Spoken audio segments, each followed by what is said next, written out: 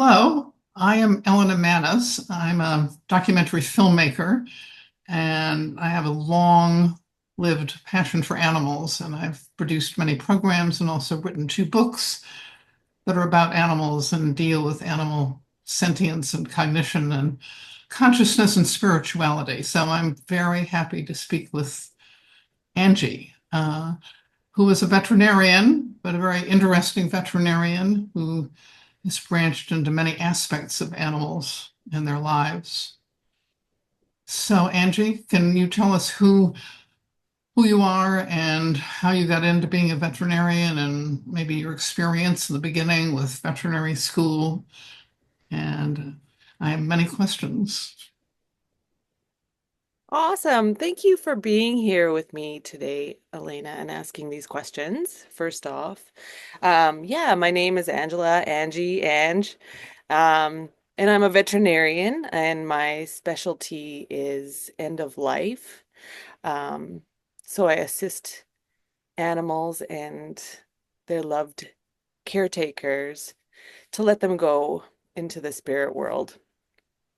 And my beginnings, I was always interested in animals, obviously, and I feel like as an empath, I could feel them. I don't have any real memories of actually animal communication, as it were. But looking back, I definitely could sense if they needed anything and was there for them. Within that context, I definitely had a strong will towards becoming a veterinarian. Um, and I've really changed on my journey along the way. I initially, when I got out of vet school, I was raring to go. I was going to be a mixed animal practitioner. So I did all the large animal farm work and equine work. So you just set And out to be a Western trained, Western medicine trained regular veterinarian, right? yes, Western trained, exactly. Um, so I began that process by working as a mixed animal practitioner and then just went to small animal. Um, and I worked in the field as a small animal practitioner for about 7 years. And I had some changes in my life. So my mother had died in 2017, and I just had sort of like a breakthrough. Like I couldn't continue being both a caring daughter and take care of my mom and also um, continue being a veterinarian. It was a high stress job. And so I quit my job and started becoming a locum. But that gave me provided me with that time that I needed to take care of my family and take care of my mom as she was journeying to the other side. Through the process of her dying, um, I was just awestruck. Like, you're a human being on this planet, and all of a sudden, your life has this giant rift, asking you the questions like, who am I? Why am I here? What is death? Like, I just had to understand it all. And so I entered into a death doula course that was designed for humans. Um, and it Well, was a explain what a death doula and what a doula is. okay, so a death doula is someone who is there for the families from the point, say there was a diagnosis and they're in palliative care. So at a point of diagnosis of a terminal illness, um, all the way up to the point where they've been now deceased, and they work with both vigiling before and after, working with creating memorialization, and also doing things such as creating ritual around death, home funerals, things like that. So you it can encompass the whole entire process from diagnosis all the way to um, the home funeral, um, anything in between. So it's just someone who really opens the space for death because I feel like as humans, we know how to live and we know how to get to our jobs and do all those things, but there's a real disconnection between, like in our culture anyway, between us living and us dying. Absolutely. I mean, I just an aside, I mean, I directed a whole series about the American way of death, which is the culture Oh, of death. But and I've had personal experiences with my own animals. But we'll get to that later. But it is a total. It's irrational death hmm initially. hmm And and really interested in like the history of like when did this happen? Like how are we disconnected from the natural process? And that gets into a whole big world um, of like the start of that. I mean, if we go back thousands of years, obviously, then we're working with the indigenous knowledge and how far away that has been from us. It's hundreds of years where I feel like humans kind of went off the wrong path. Um, but more closer to now, I think the funeral industry really played a role with our disconnection with death as humans and our loved ones were initially part of the home with the home funeral. And then when that started shifting towards once they've died, they're escorted away. I feel like our fragile psyches um, didn't understand anymore. There was a rift between our connection with death. And so the fear of death started kind of interplaying with that. Is it still a problem or issue with many animal guardians, I'll say, who don't stay with the animal when they're, well, in the case of euthanasia, that they're taken to a veterinarian's office and then the guardian leaves? Have you experienced that? That's very, very, very rare. And I know that there's this post going around on Facebook that continually perpetuates that idea that some people do. But I feel like our animals are our hugest anchors to our hearts. So it is very, very rare that they would ever leave them. It is one of the most sacred and gift-giving processes, I believe, is the end of life of an animal because they're creating the connection to death and like allowing that viewing to happen. It's almost like a little instructional guide for humans to understand that it's okay and that they will also die someday and really enrich that process through animals. I feel like the work I do enriches their process that later on in life, as they're facing the loss of their sister or their mother or themselves. So, Yes, well, it's wonderful work. That must be so valuable to the people who experience or have your support through this process. I have other questions, but I just want to mention that it's unusual. These beautiful bands of light appeared around your face at the beginning of our interview. We have no idea how it happened. It's never happened before.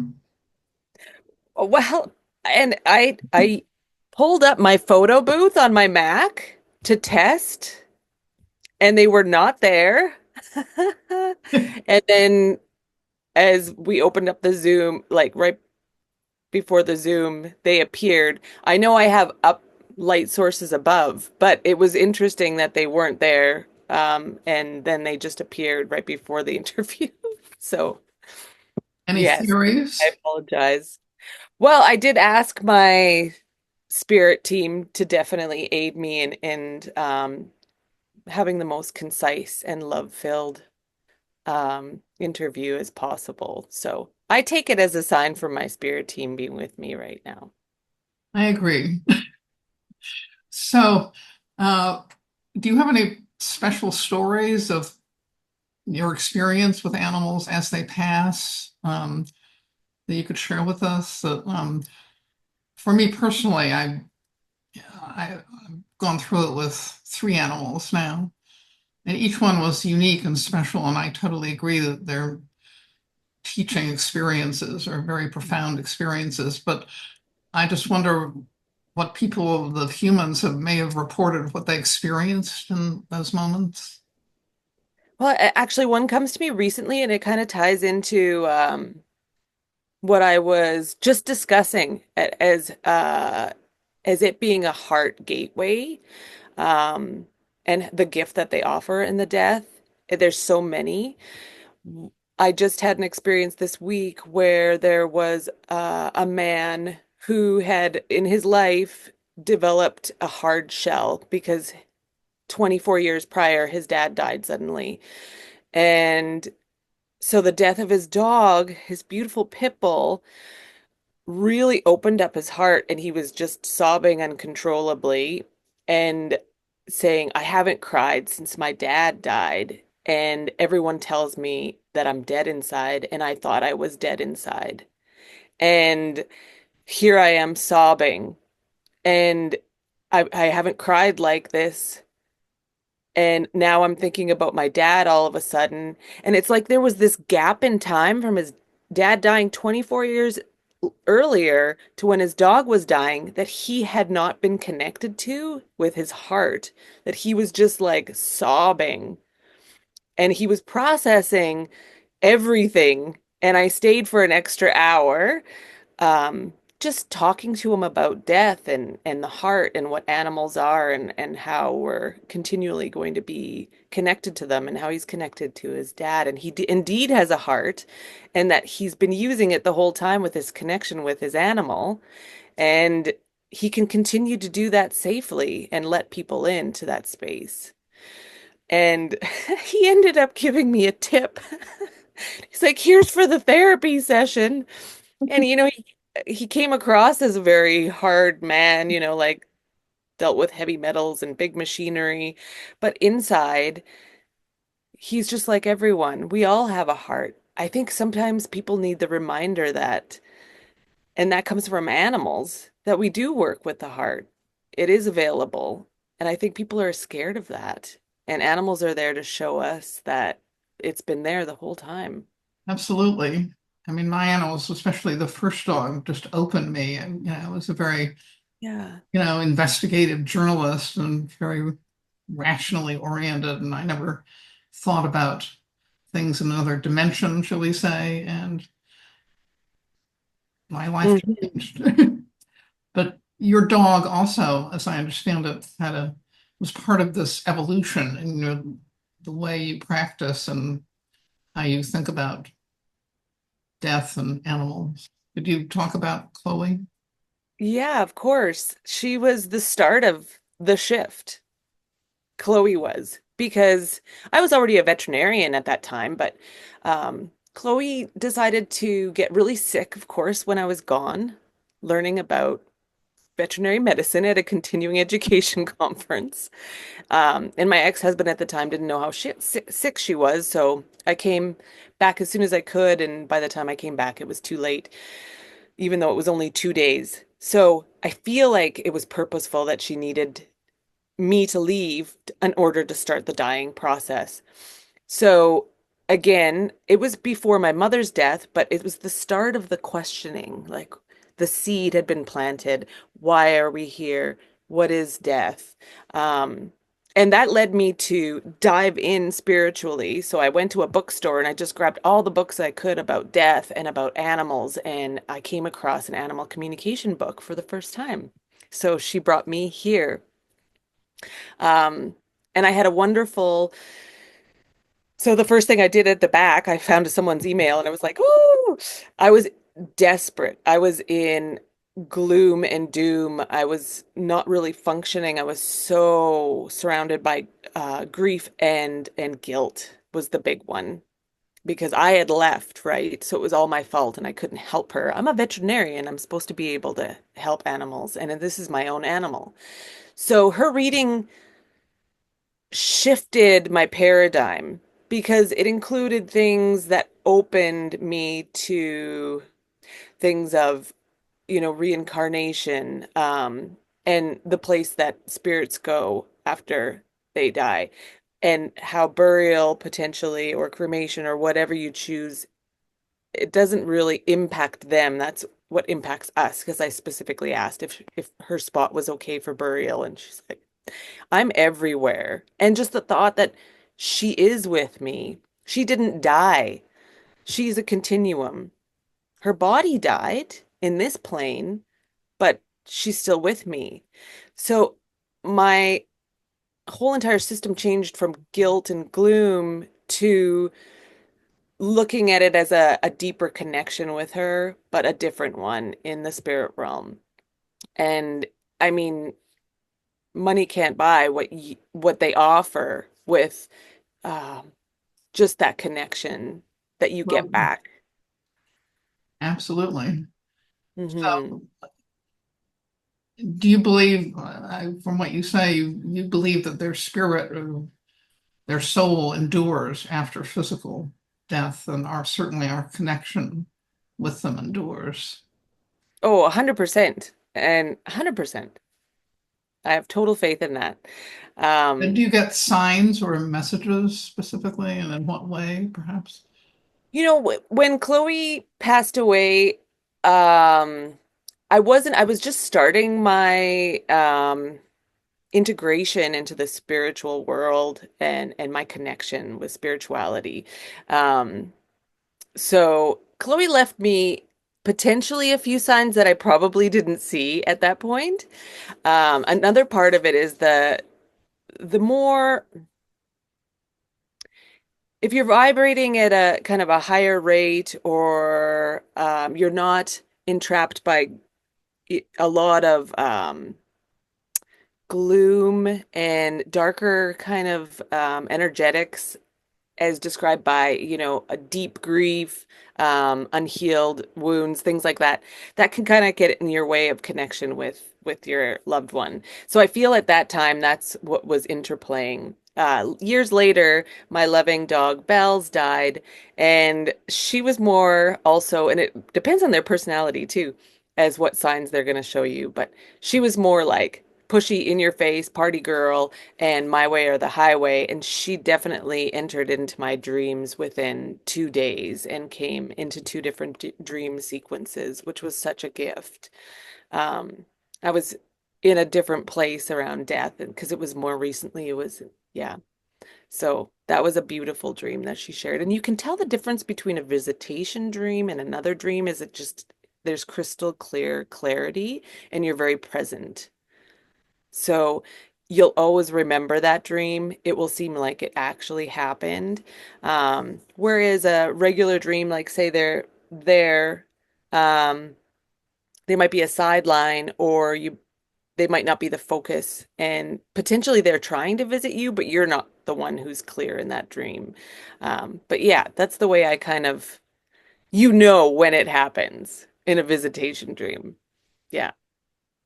Have you had experiences, or your clients have had experiences of the animal somehow appearing visually in the home?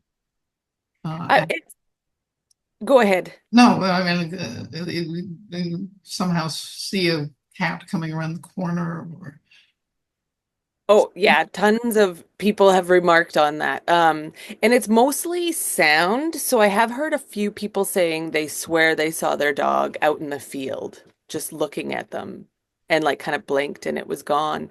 But mostly it's the presence in bed, because I feel like as a human being, we're so kind of scattered. So dreams is a nice way to actually capture our attention and have us be completely connected.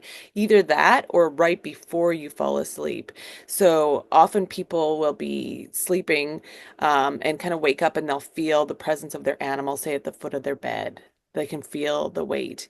Another thing that's very common is hearing the click, click, click, click, click of the nails walking the hallway.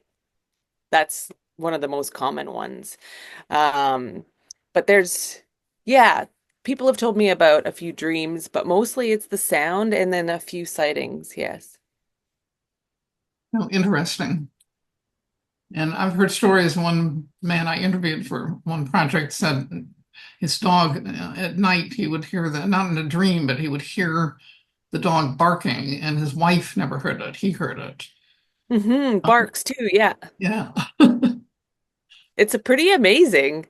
I mean, there's so much confirmation out there that, energy cannot be destroyed, right? Well, I'm It's sure a vibrational skeptics would argue, oh, it's hallucination or just grief or whatnot. I mean, have you had people confront you with theories like that, that it's not really the animal? I actually haven't. And I remember I was listening to the telepathy tapes, and I'm kind of within this realm too. Skeptics will be skeptics, and I just let them have what they want out of life and what they believe out of life. And Right. I feel it's like almost sad because like once you know and you're connected, it's just a flood of other energies that come in that are very positive. And my whole entire reflection on death for myself is there's no fear with the dying process. Like I feel so supported and so safe and actually excited to die because literally there's going to be hundreds of dogs and animals there. It's going to be a blessed reunion. And so for the skeptics, they're there for a reason too. I think it's good to like poke at things and make sure that they're legitimate. And I think science is starting to prove the legitimacy of a lot of things that um, the spiritual world has already broadcast. But So, how do you find the atmosphere within the standard veterinary community? Is it still closed to any idea of intuitive telepathic communication? Is it closed to homeopathic and complementary alternative medicine? I mean, how did you find it when you started as a vet, and do you sense it changing? yeah, that's a good question. And I do sense it changing for sure. Um, I myself graduated in a Western type of medicine. Um, and myself and another peer, close friend. Um, and out of our class, let's say 71 students, I feel like maybe more than 10%, maybe 20% have some kind of background in natural medicine, or they've gone to acupuncture as part of their physiotherapy programs, different like raw diets, things like that. That's a fair number um, out of our class. And so I believe that there's a little shift happening. As far as intuitive communication, I would say that's like behind from the natural medicine world and still yet to be accepted. Um, but I feel there's the telepathy tapes coming out, and I feel like that's really a revolutionary shift. Um, that's going to open our minds and hearts to other forms of communication. And yeah, and episode 10 does highlight an animal communicator. So it's It's exciting. interesting that there is more interest in the indigenous traditions, and indigenous peoples have felt for centuries that they had a relationship with animals. I mean, not that they didn't hunt them and not that, that happened, but they've practiced, what we're now referring to as intuitive communication for centuries in essence. And there does seem to be increasing interest. Do you sense that at all with academia or any scientific interest in the indigenous traditions? Well, I think there's definitely a like let's say in Canada, a leaning towards, and I apologize, I was going to introduce myself as living on the land of the Shoe Shop Nation, and I completely forgot. Um, as we start listening to the First Nations voices more, I feel like the shift will naturally go towards some of the wisdoms held within those traditions. We've gone off path a long time ago, and they've always been very connected to the earth and the land and the water and the four-legged and the winged. And their voice will start to be heard. And I feel like we're going to shift to listen more and more so that we can hope to gain more balance within our lives and with the lives of the planet. Um, Not only is it important, it might be essential. And I think it is essential. And is that shifting? Yes, I feel like that's shifting. And part of animal communication is drawing together with that same connection, not the same, um, but really listening to animals makes you connected to the whole web of nature and how that all interplays and the wisdom that the animals have and the plants have and the water has. And once you dive into that, your life radically shifts. How can you look at anything and say want to harm it just for, greed? Um, you understand that the web connects us to everything. So if you hurt something in one part of the web, it's going to come back to hurt you. So we have yet to get there, but I feel like we're heading towards a place where we are more balanced with all of the elements. The implications are it's so important to have the shift happening now, I believe. But it also is going to, as it proceeds, it really is going to introduce profound changes in our culture, hopefully, Hmm. which is, I think people don't totally absorb what all the changes might be, but it seems positive that the seeds have been planted, and I feel a shift, certainly. So, I mean, do you think this culture is capable of changing in, a deep, profound way that would, change our relationship with animals and how we view them as equals, equal beings with equal rights? Would we change our diet, etc.? Yeah, I think it's happening. Like you could see like even like the hints of it obviously, like say if you're scrolling on Facebook, like there's a predominance of animals on those videos everywhere. Their relationships with dogs, cats are like a hit on the internet. Um, Whales, dolphins, elephants, like everyone, I feel like if anything, the animals are leading the charge and the way for our shift on the planet. Because when we see something hurting, everyone's on board. Like everyone's hearts are wide open. And so if anyone can do it, it's the animals. Um, which is just amazing to think that humans have been walking around thinking we know what's going on. Like, like we understand. And no, there's such a deeper awareness and wisdom that we haven't tapped into that we're starting to tap into that comes from animals. So I think that it's exciting, and I think their their journey on the planet is it's multiple as far as like their agenda or what they're uh, doing, but it is helping and it's shifting. And through our relationship with our companion animals, being dogs and cats or fish or whatever, they're doing an amazing job of opening up our hearts.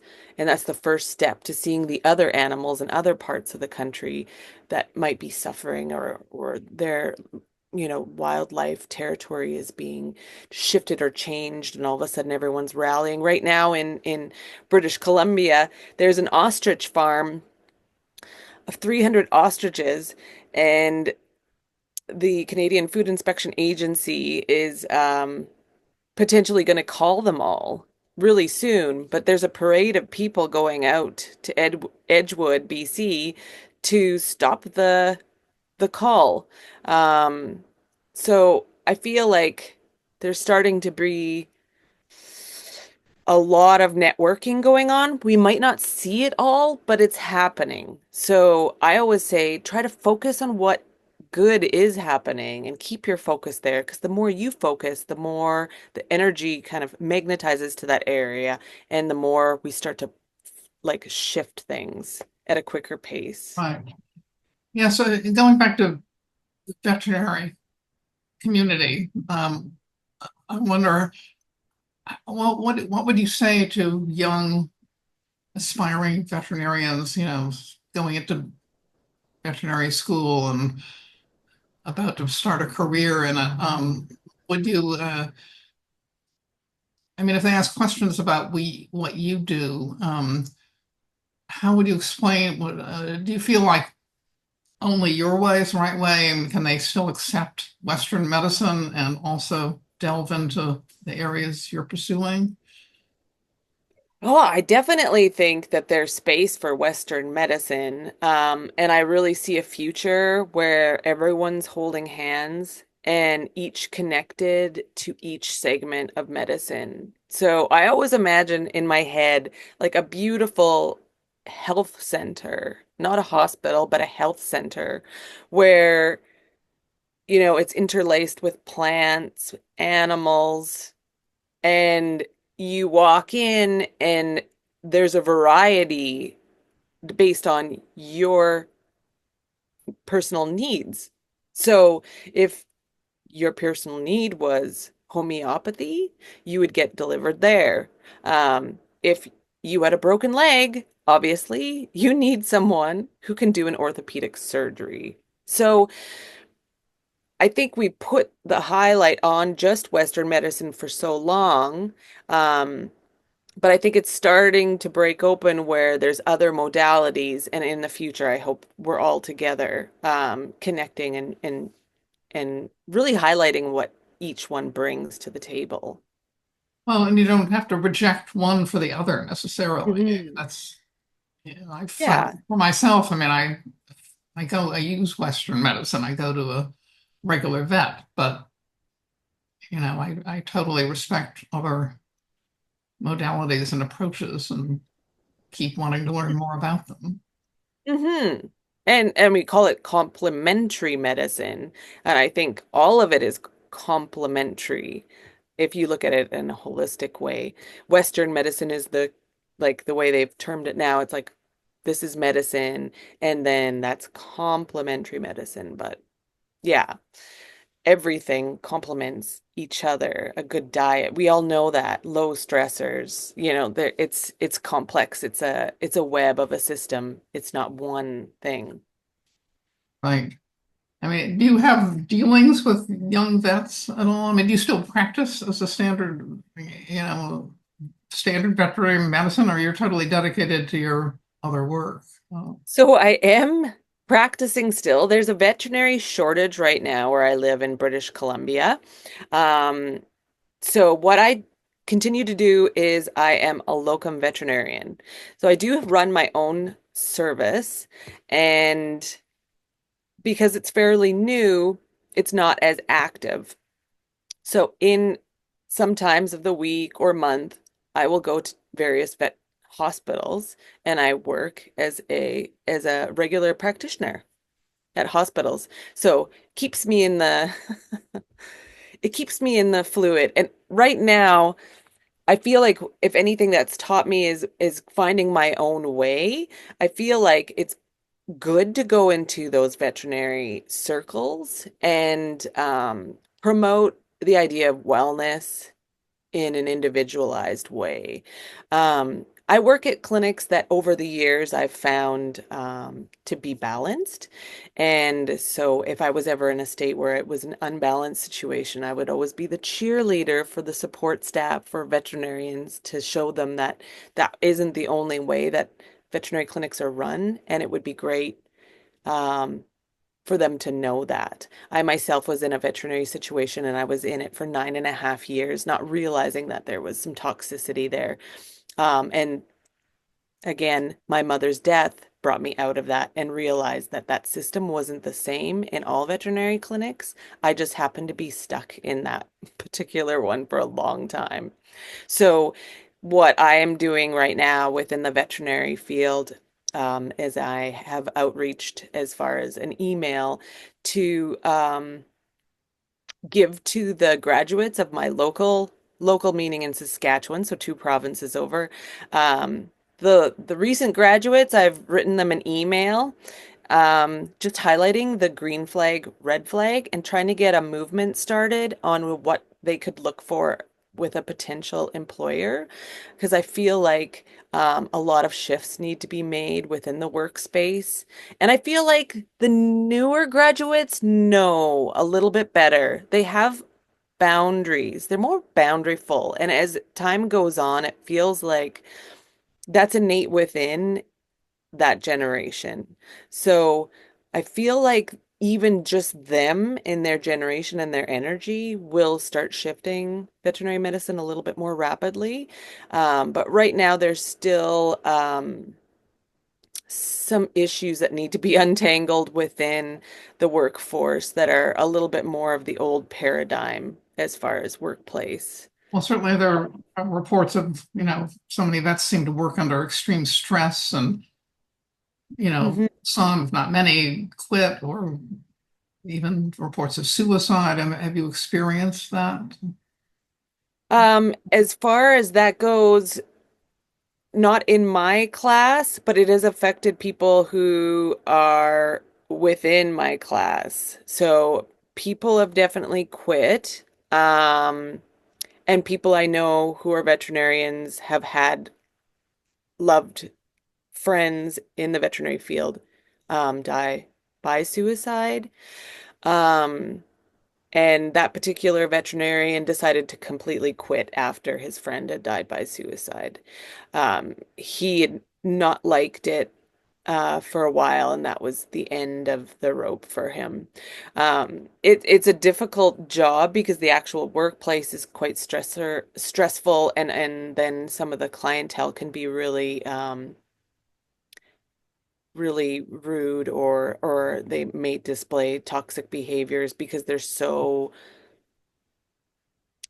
upset about their animals. So it's a tough field to get into, and you come in going, I want to help animals. You're so pumped up, and you feel like you're going to change the world, and then when you get into the field, it can be very difficult. And so that's why, I mean, this group was created to help elevate and like spiritually motivate and connect vets to one another and show them a different way of looking.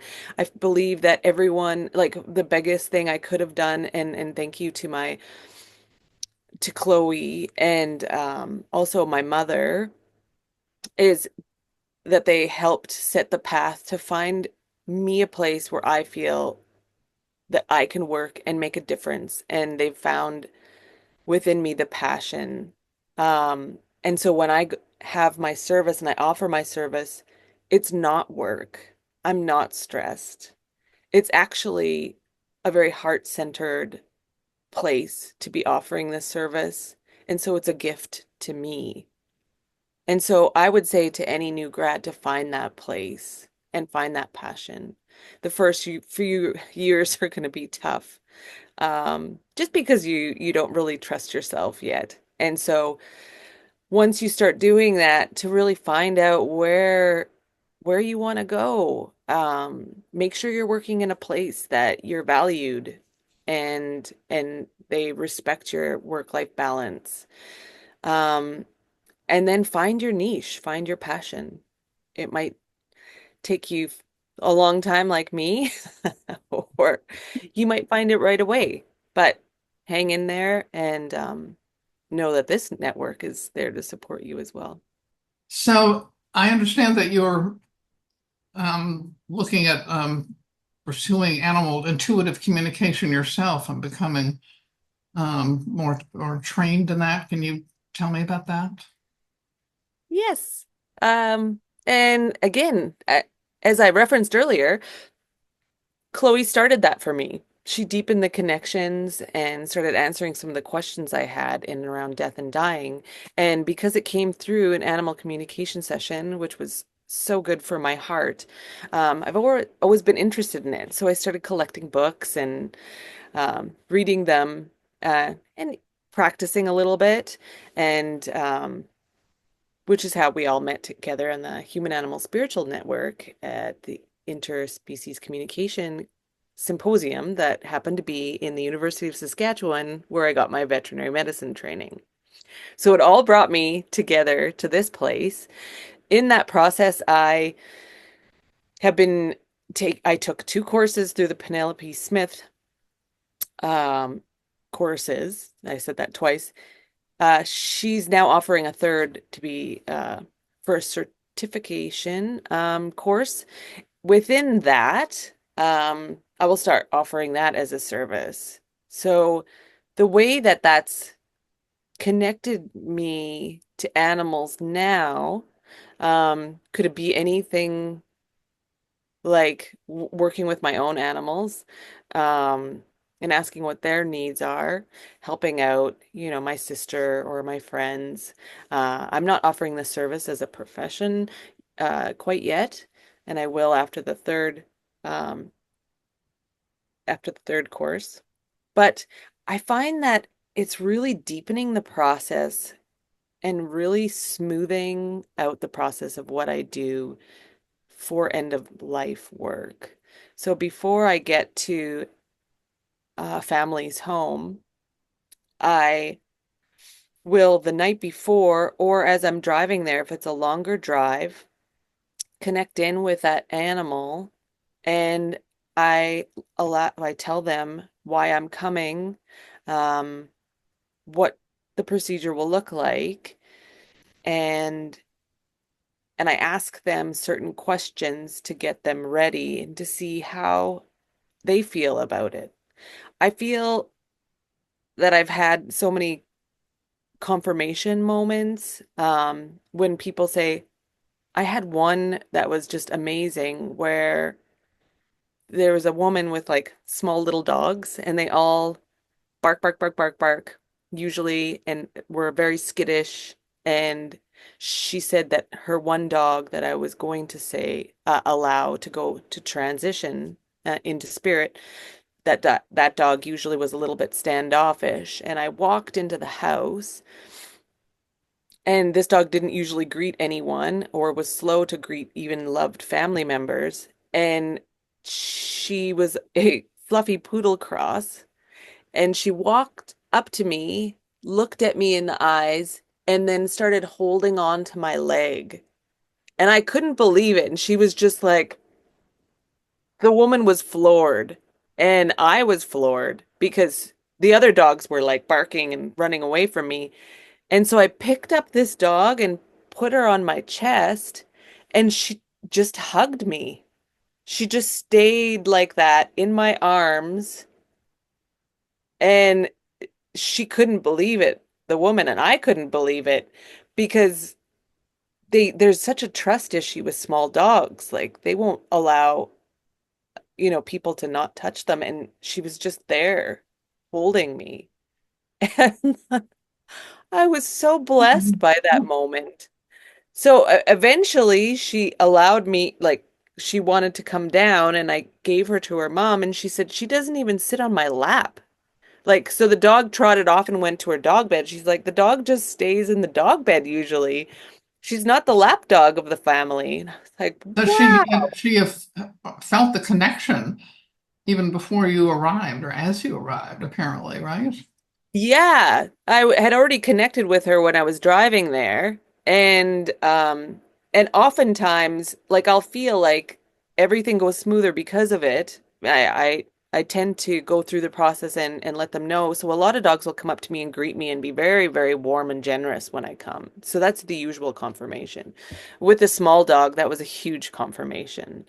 Um, so I feel animal communication is really smoothing out the process so that they can be adjusted, so they can be more relaxed and their family can be more relaxed. I don't yet talk to the people about it. I have talked to some people and surprise a lot of people who are more on the spiritual side really thank me for it. Um, but yeah, I feel like it's it's just such a heart connection before I go there that when anything such as a sacred transition can occur, that we're all in connection at that point, and I'm not the stranger. Um, that it's just such an honoring process that they can invite me in that way. A beautiful story. Thank you. Hmm. Yeah.